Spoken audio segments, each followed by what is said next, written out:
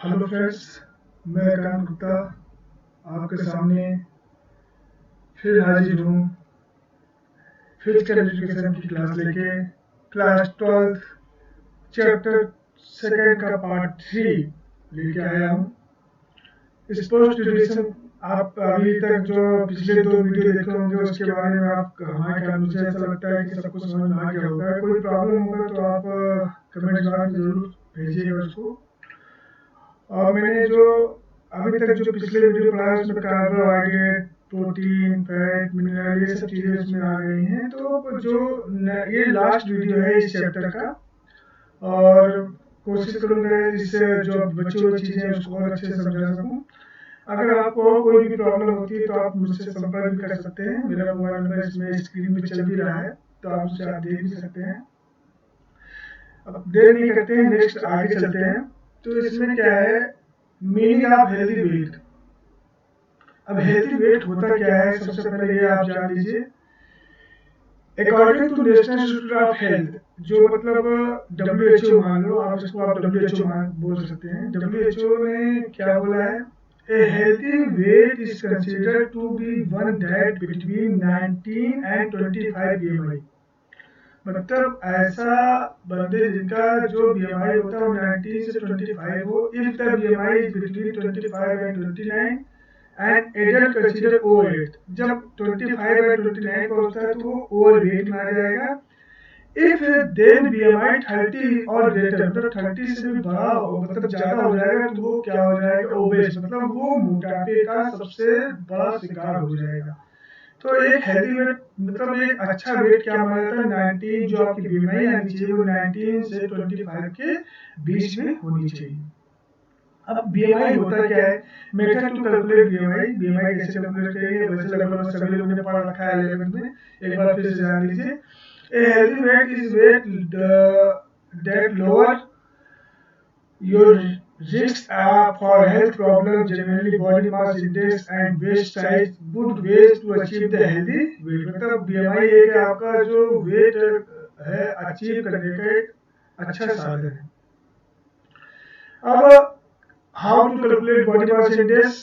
BMI बराबर equal to weight into KG, height into height meter square, आप इसको बोल सकते हैं। तो इसको आपको निकालना रहता है, तो इसको आप निकाल सकते हैं। अब कैलकुलेट BMI, मान लीजिए आपकी हाइट 1.75 मीटर है, और इसका जो स्क्वायर में हाइट निकालेंगे तो 1.75 इंटू 1.75, तो equal to 3.06 meter square. Weight 75 kilo KG है। तो BMI क्या होगा, वेट अपॉन जो अभी फार्मूला बताया था तो 24 है। तो इसका वेट कैटेगरी जो आपको बताया गया तो उस कैटेगरी में सही बनता है, तो मतलब ये सही है, फिट है। ये देखिए जो वेट कैटेगरी है, ये नॉर्म्स है, ये नॉर्म्स इसमें मेंशन है। मेल और फीमेल का अलग अलग चार्ट दिया हुआ है, इसका आप स्क्रीनशॉट ले लीजिए। अगर आपको इसको याद भी करना है तो याद भी कर सकते हैं अच्छे से। कोशिश करिएगा कि ये याद हो जाए तो ज़्यादा अच्छा है, अधिकतर पूछा भी जाता है। अब बॉडी मास इंडेक्स में अब देखिए, इसमें देखिए अंडर वेट, इसका जो बॉडी मास इंडेक्स है 18.5 दे रखा है, और इधर आ जाइए नॉर्मल में 18.5 से 24.9 तक पहुंच जाइए। ओवर वेट में आने लगते हैं 25 से 29, ओवर वेट में आ जाते हैं। ओबेस में 30 से अबव, और 35 से ज़्यादा हो जाएंगे तो ऑयली, मतलब बहुत ज़्यादा मोटे हो जाएंगे। तो ये सब चीज़ें आपको दे रखा है बॉडी मास इंडेक्स में, ये सब चीज़ें आती हैं, ठीक है। अब कैसे हम कंट्रोल करेंगे अपने बॉडी वेट को, हेल्दी बॉडी वेट कैसे बनाएंगे, तो उसके लिए आपको क्या करना पड़ेगा, सबसे पहले सेट अप्रोप्रिएट गोल। हमें एक गोल बनाना पड़ेगा कि हमें एक हफ्ते, मतलब एक हफ्ते में मुझे 1 किलो वजन कम करना है। अगर ये गोल बना लेंगे, अगर एक हफ्ते में आप 100 किलो और 5 किलो का वजन कम नहीं कर सकते, अगर एक हफ्ते में आप 200 ग्राम, 500 ग्राम, मतलब इतना गोल ऐसा बनाना चाहिए कि जो चीज अचीव हो सके। ऐसा गोल कभी नहीं बनाना चाहिए जो अचीव ना हो सके। तो इसमें वेट कैटेगरी में बोल रहा हूँ, तो अब इस उसका जो टाइम ड्यूरेशन होती है उस हिसाब से होना चाहिए। तो उसका जो एक गोल है एक अचीव करने के लिए, उसका एक ऐसा गोल बनाए जो अचीव हो सके और टाइम ड्यूरेशन ध्यान में रखे। कट योर कैलोरीज, आप अपने जो खाने पीने का बहुत ज्यादा कैलोरी ले रहे हैं वो कैलोरी को आप कट कर देंगे, तो आपका वेट आपका अपने आप सही हो जाएगा। योग एक्सरसाइज, योगा या फिर एक्सरसाइज करना बहुत जरूरी है आपका हेल्दी वेट के लिए। तो योगा एक्सरसाइज तो हमेशा बोला भी जाता है, डॉक्टर भी यही बोलता है कि आप एक्सरसाइज करिए। अवॉइड फैटी फूड, मतलब मोटापा ना हो आपको तो फैटी फूड को अवॉइड हमेशा करना है, ज्यादा मोटापा ना हो, तो ये चीज भी आपको ध्यान रखना है।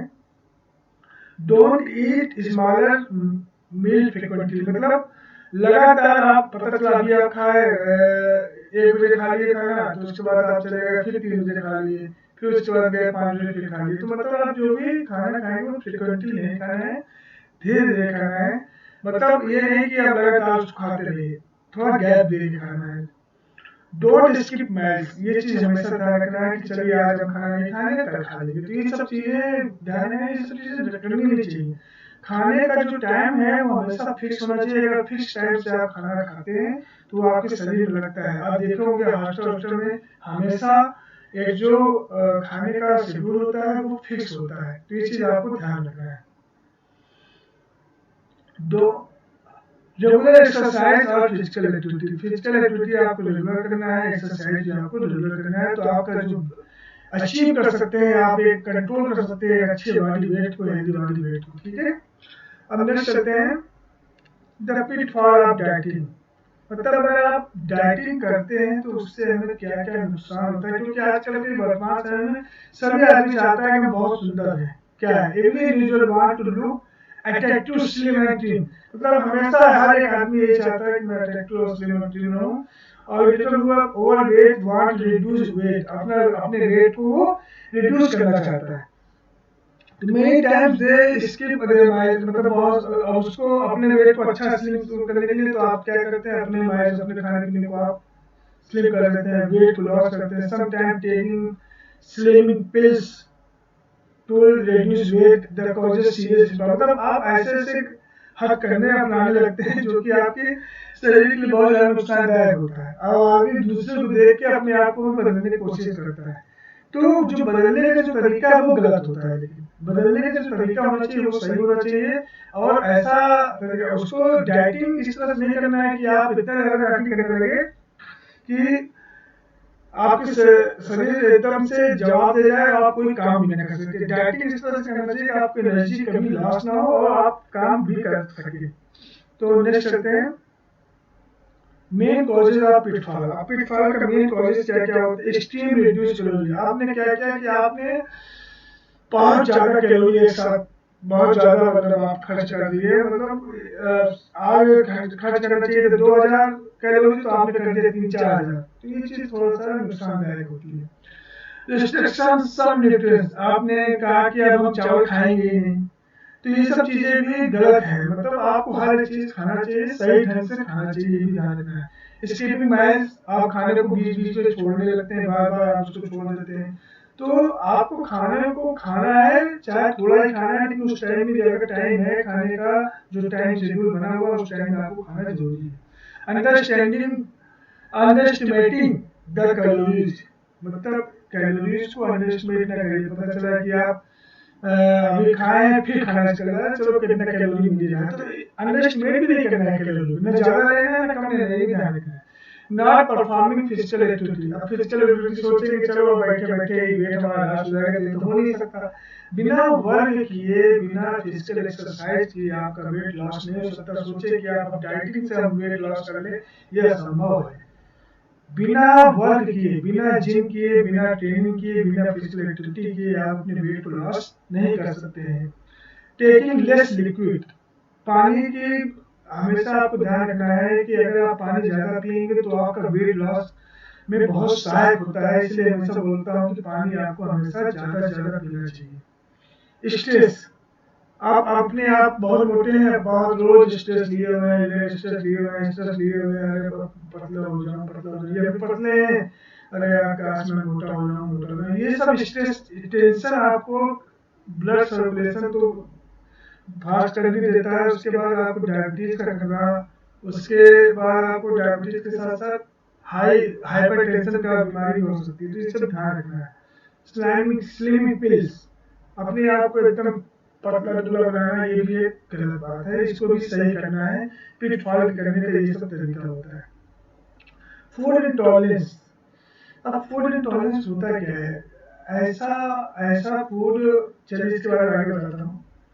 ऐसे फूड जो कभी कभार आपको जो डाइजेस्ट नहीं कर सकता है, जैसे कोई ऐसा फूड जो आपको एलर्जी मतलब डाइजेस्ट ही ना हो पाए, आपके डाइजेस्ट सिस्टम में काम ही नहीं कर सके, पता चला कि किसी चीज से आपको एलर्जी होती है, अगर आप खाए तो वोमिटिंग हो जाती है, तो ये सब चीजें होती है। फूड टॉलरेंस वही है कि ऐसा फूड जो आपके शरीर को पचा ना पाए और उस समय डाइजेस्ट सिस्टम काम ना कर सके, तो ये सब चीजें कहलाती है food intolerance. Also known as non लेगी mediated food hypersensitive, non-allergic food, hypersensitive refers to difficult digestive, मतलब के जो पेट है वो डाइजेस्ट अच्छे से नहीं कर पाता। Food intolerance involve digestive system, digestive system इसमें बहुत ज़्यादा इन्वॉल्व रहता है।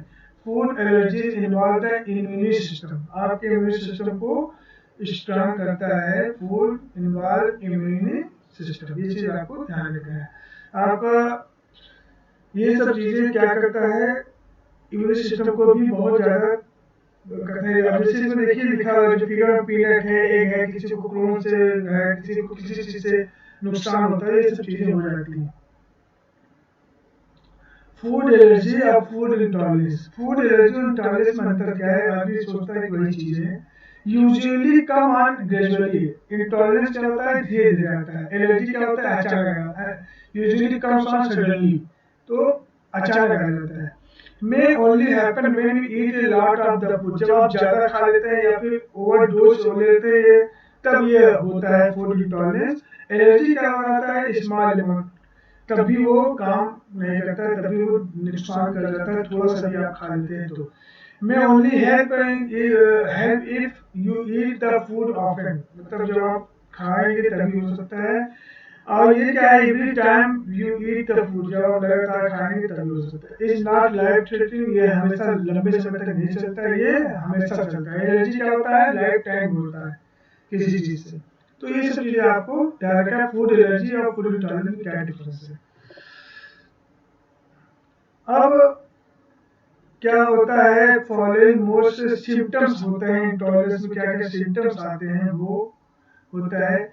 ब्लोटिंग होता है, माइग्रेन आ जाता है, हेडेक सर दर्द होता है, खांसियाँ बहुत आती है, आपके नाक से पानी बहुत ज़्यादा गिरने लगता है, आपके पेट में बहुत ज़्यादा मरोड़ सी आने लगती है, और बार बार से मुझसे मिचली से आने लगती है, फटी और बहुत जल्दी थकान हो जाता है। ये सब चीज़ें आपके अंतर्गत बहुत जाता है आता है, तो ये सब आपको ध्यान रखना है। ये सब चीज़ें आने लगती है, सिम्टम्स होते हैं। तो जब ये ऐसे सिम्टम्स आए तो आपको लगता है कि हाँ फूड इंटॉलरेंस हो सकते हैं। अब फूड एलर्जीज क्या सिम्टम्स? बार बार खांसी आता, सांस लेने में तकलीफ होना, स्वेलिंग, चेहरे में बहुत ज़्यादा स्वेलिंग आ जाना, ये सब चीज़ें आपको देती हैं। और विटामिन और उसके बाद क्या होता है? आपको बहुत ज़्यादा भूख भी, मतलब बहुत नींद भी ज़्यादा लगती है, वोमिटिंग बहुत ज़्यादा आती है, ये सब चीज़ें आपके आ जाती हैं फूड एलर्जी से।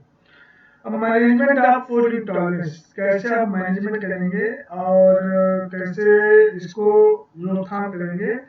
तो सबसे पहले फ्रुक्टोज आपको हमेशा ध्यान रखना है, चीनी की मात्रा भी ज़्यादा लेनी है। लैक्टोज, पानी की लिक्विड की मात्रा ज़्यादा लेनी है। और हिस्टोमेटिक इंटॉलरेंस थेरेपी, इसमें भी ऐसी थेरेपी होती है जिसके अंतर्गत आप दोनों चीज़ों को आप एक समान मतलब सही ढंग से उसको लेना। एक में हो गया आपका चीनी की मात्रा सही लेना, एक में वाटर की मात्रा सही लेना, एक में दोनों चीजें सही ढंग से लेना। फूड मिथ, ये आपसे कहावत होती है कि ट्रू एंड फॉल्स, क्या क्या मतलब गलत धारणाएं हैं, वो सब चीजें इसके अंतर्गत आती हैं। फूड मिथ क्या होता है? There are various food myth which are the preventing not only in Indian but all over the world. मतलब फूड मिथ क्या होता है? ये इंडियन में है, ऑल ओवर वर्ल्ड में भी होता है कि कोई ना कोई गलत धारणाएं बनी होती हैं और वो धारणाएं चलती चली आ रही है अभी तक, बाबा आदम के जमाने से अभी तक चली आ रही है, तो चलती ही रहती है, बल्कि वो चीज गलत है मोस्ट इंडिविजुअली। सॉरी, मिथ और रियलिटी में क्या क्या है इसको आप आगे आगे की स्लाइडों में देखेंगे। मिथ और reality. Fruit is healthy as vegetable. Myth क्या है कि फ्रूट हमेशा हेल्दी होता है, तो आप फल खा रहे हैं तो आप हमेशा समझते हैं कि हम हेल्दी हैं, लेकिन vegetable are healthier than fruit. जो सब्जियां होती हैं वो फ्रूट से ज्यादा हेल्दी होती हैं। धारणा क्या बना है कि फ्रूट क्या होता है वेजिटेबल से ज्यादा अच्छी है, बल्कि वेजिटेबल क्या है फ्रूट से ज्यादा स्वस्थ होती हैं। ये चीज धारणा है, बल्कि रियलिटी ये है। तो ये चीज ध्यान से समझिएगा। Myth and reality. You can eat anything for the breakfast. अगर आप सोचते हैं कि ब्रेकफास्ट में कुछ भी खा लीजिए, वो ब्रेकफास्ट कहलाता है, सुबह कुछ भी खा लीजिए, तो ये भी गलत है। Protein, dietary fibre, five carbohydrate are the perfect breakfast. मतलब प्रोटीन ये सब चीजें हैं ब्रेकफास्ट के लिए जो आप खाते हैं वो ज्यादा परफेक्ट होता है। ये चीज आपको ध्यान रखना है। तो प्रोटीन से रिलेटेड चीजें आपको खाना चाहिए। अब सुबह पता चला कि आप चाहे जो मन चाहे वैसे खा लें, तो ये सब चीजें नहीं है। आपको प्रोटीन वोटीन सब कुछ खाना चाहिए। अब बनाना क्या है? मिथ क्या है? बनाना कैन मेक यू फैट। बनाना खाने से आप फैटी हो जाएंगे, बल्कि ये चीज गलत है। अब रियलिटी क्या है? Bananas are low fat and high protein में। प्रोटीन में क्या होता है, मतलब आपको तुरंत डाइजेस्ट हो जाता है। Bananas have only 0.5 gram fat and 95 calories ये आपको देती है। तो फैट तो कम देगा, लेकिन कैलोरीज आपको ज्यादा देती है। इसलिए देखो, खिलाड़ी आदमी जब भी खेलता है तो जब ब्रेक होता है तो वो केला खाता है। केले से आपको कार्बोहाइड्रेट तुरंत मिल जाता है और एनर्जी बहुत जल्दी मिल जाती है। मिथ क्या है? You should drink glass of juice in the morning. Myth क्या कहता है कि आपको जो जूस है सुबह पीना चाहिए, ये धारणा है। और ट्रू क्या है? You should drink it one an empty stomach because you should not drink. ये ध्यान रखना है, आपको एम्प्टी पेट कभी भी जूस नहीं पीना चाहिए। Because the acid act aggressively on the stomach. क्योंकि ये जूस जो आते हैं अंदर जाके रिएक्शन पैदा करते हैं, और जब खाना रहता है, जब खाए रहते हैं, तो उसमें जब रिएक्शन होता है तो रिएक्शन आराम से रिएक्शन हो सकता है, लेकिन खाली पेट में बहुत ज्यादा एसिड हो जाता है, जिससे गैस की संभावनाएं बहुत ज्यादा हो सकती हैं। तो इसलिए आपको ये ध्यान रखना है कि जो भी आप जूस लें तो बिना खाना बिना कुछ खाए जूस कभी नहीं लेना चाहिए। नेक्स्ट क्या है? मिथ क्या है? You should take vitamin to make your body healthy. अगर आप विटामिन ज्यादा लेते हैं तो आप ज्यादा हेल्दी होंगे, ये धारणा है। अब सही बात क्या है, ट्रूथ क्या है? Only a doctor can say whether you should take vitamin और नॉट। ट्रूथ ये है कि विटामिन डॉक्टर की सलाह से ही आपको लेना चाहिए। डॉक्टर जो बोलता है वो विटामिन आपको लेना चाहिए, अपने मन से विटामिन नहीं लेना चाहिए। तो ये चीज आपको ध्यान रखना है। फिर नेक्स्ट मिथ क्या है? Losing weight is all about loss of exercise. मतलब आप वेट क्या होता है, जब आप बहुत ज्यादा एक्सरसाइज करेंगे तभी लॉस होगा। ये बात गलत है कि आप बहुत ज्यादा वेट करेंगे तभी वेट लॉस होगा। ट्रुथ क्या है? Losing weight is more impact by what you eat. आप क्या खाते हैं इस पे भी निर्भर करता है। बहुत ज्यादा आप पता चला वर्क कर रहे हैं लेकिन खाए जा रहे हैं तो वो काम नहीं देगा। तो ये चीज भी आपको ध्यान रखना है। अब मिथ क्या है? You have to lose weight to improve the diabetes. अगर आप अपने वेट को लूज करेंगे तो डायबिटीज आपका इम्प्रूव हो जाएगा, ये गलत धारणा है। सच ये है कि losing weight through the exercise and diet has many health benefit, लेकिन आपका टाइप 2 डायबिटीज से ही ये आपको नीचे ले जाता है, न कि ऊपर। ध्यान रखिएगा, आपको टाइप 2 डायबिटीज को ही थोड़ा बचा सकता है। फिर मिथ क्या कहता है? You should drink 6 to 8 glass और water every day. You should drink as much water as your body want. ये तो एवरीडे तो इतना तो है ही, लेकिन आपका बॉडी वांट जब कहे तो तुरंत पीना चाहिए, ये भी आपको ध्यान रखना है। अब मिथ क्या कहता है? The longer your workout is the better result your get. जब आप लंबे समय तक वर्कआउट करते हैं तो क्या रिजल्ट सही आएगा, क्योंकि जो रिजल्ट आप चाहते हैं वो सही रहेगा, ये मिथ है। The most important factor the quality of your work, आपका जो क्वालिटी है वो अच्छा होना चाहिए, ना कि क्वांटिटी। क्वालिटी आपकी अच्छी होगी तो आपका जो आपका वर्क होगा वो सही होगा। पता चला कि आप आप एक्सरसाइज कर रहे हैं और हाथ जो सही जाना चाहिए वो गलत जा रहा है, तो आपकी जो गलत आदत होगी वो आपको फटी फटी मतलब उसमें थकान हाथ में जल्दी हो जाएगा, लंबे समय तक करेंगे। तो हमेशा ध्यान रखना, कोई भी एक्सरसाइज करना है उसको सही करना है, ना कि लंबे समय तक करना है। सही ढंग करें चाहे कम ही करें, ठीक है। फिर मैं क्या बोलता है, I just need to do more cardio to loss, मतलब कार्डियो वर्कआउट मतलब समझ रहे हैं। कार्डियो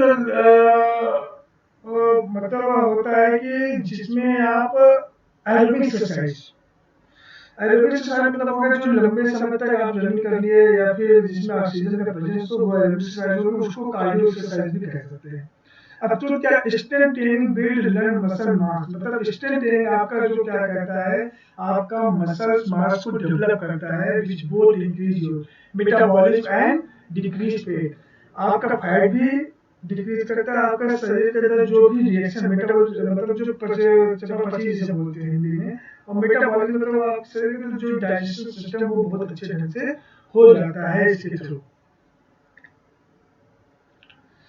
अब फूड मिथ से कुछ और भी चीजें हैं। Potato make you fat, potato खाने से बेमार होता है। Fat free product will help you losing weight, ये सब भी हो सकता है। Egg increase cholesterol level so avoid drinking water while eating it make you fat. तो हमेशा क्या करना है, जब आप drinking water while eating make you fat, ये सब चीज गलत धारणाएं हैं जो आजकल अभी भी सोचा जाता है। Do you not take milk after eating fish, ये भी एक गलत धारणा है। Step yourself loss of weight, exercise make you eat more, अगर आप एक्सरसाइज ज्यादा करते हैं ज्यादा खाएंगे, ये सब चीजें भी थोड़ा सा ध्यान रखना है। तो ये आपका सेकेंड चैप्टर आपका पूरा खत्म हो गया, और आशा करता हूँ आपको समझ में आया होगा। मैं फिर से एक बार बोलना चाहूँगा कि जो भी पॉइंट्स आपको लगता है कि अच्छे हैं तो उसको नोट डाउन करिए, बल्कि सभी पॉइंट्स नोट डाउन करिए, अपने नोट्स जरूर बनाइए। बिना नोट्स बनाए हुए आप फिजिकल एजुकेशन के में अच्छे मार्क्स नहीं पा सकते, क्योंकि ऑप्शनल क्वेश्चन ही आपके जो फिजिकल एजुकेशन मार्क है वो थोड़ा सा काट रहे हैं, तो उसको ध्यान रखना है, एक एक पॉइंट को डिटेल से पढ़िए। ओके, थैंक यू, सुबह खैर।